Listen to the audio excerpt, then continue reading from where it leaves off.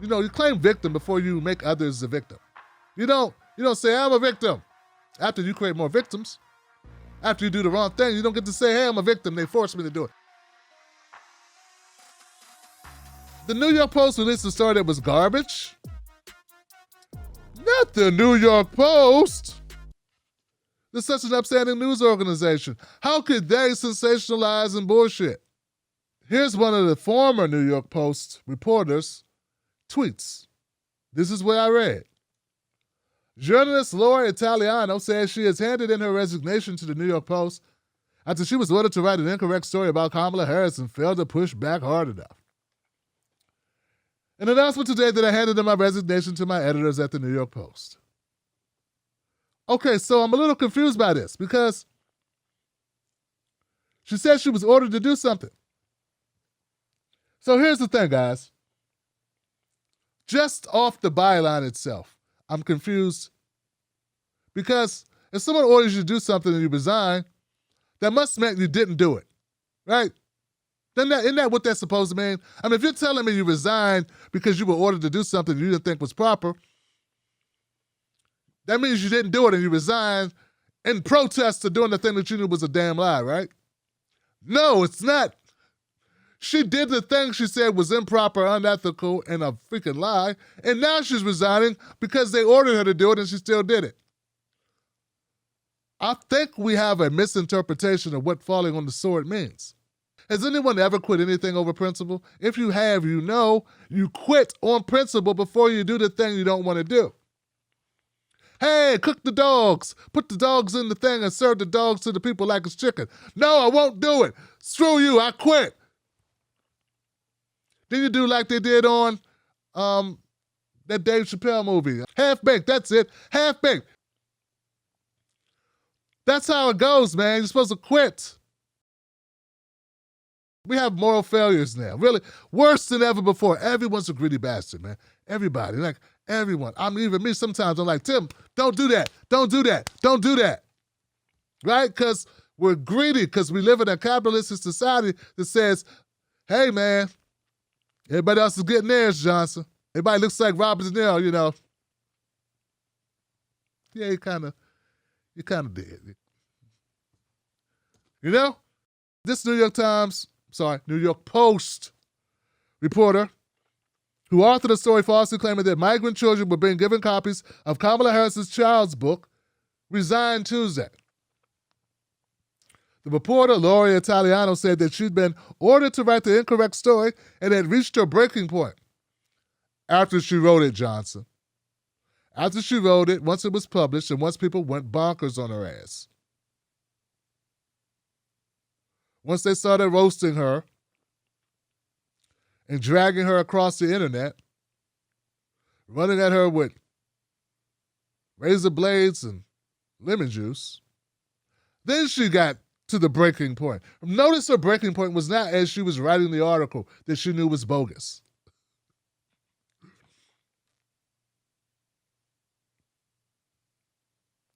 The Post temporarily deleted Italiano's two stories on the topic and republished altered versions hours later, with editor's notes. Yeah, they told you to lie, put you out there, and just left you out there to die, Johnson.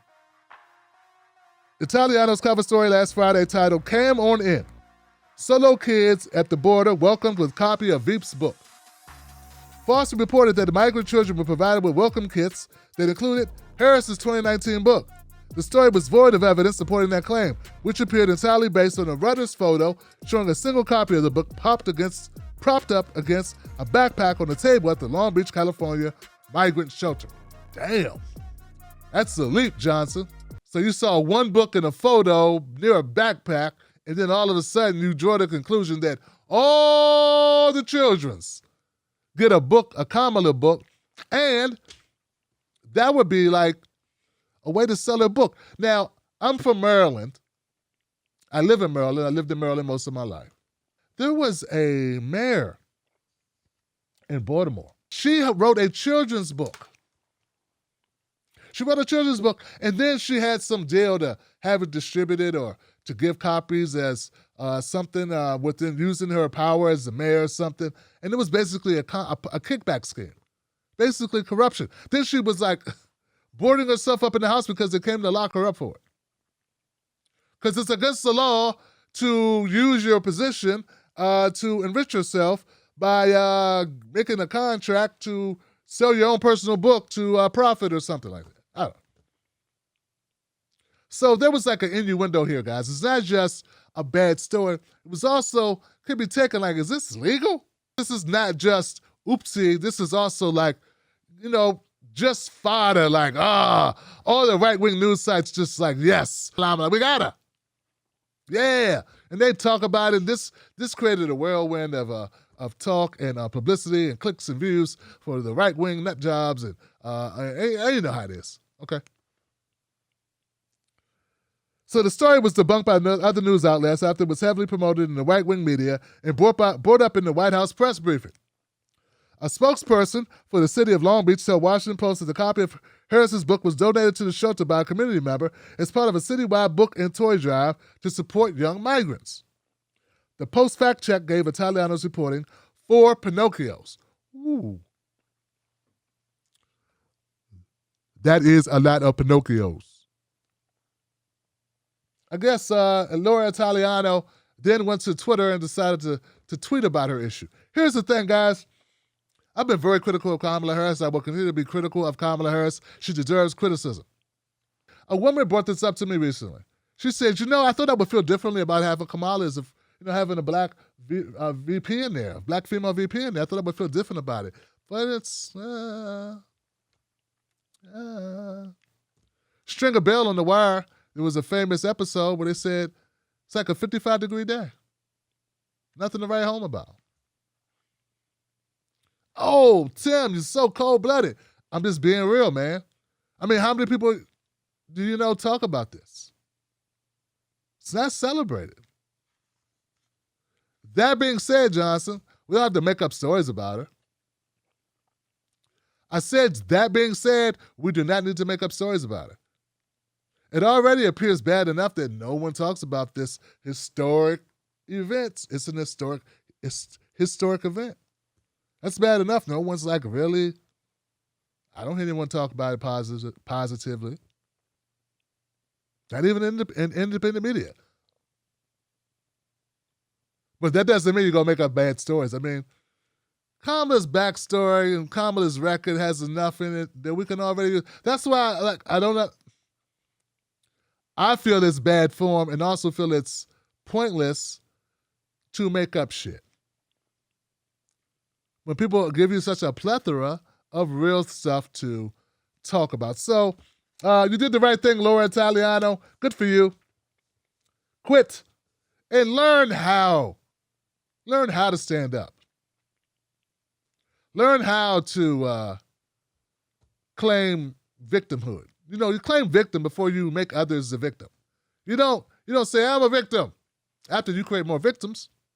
After you do the wrong thing, you don't get to say, hey, I'm a victim. They forced me to do it. They made me do it, man. They twisted my arm. They made me do it. They're going to take away my subscription to Dave's Bagels. They were going to, make me sit in the cloak room. They were going to take away my driving service. No.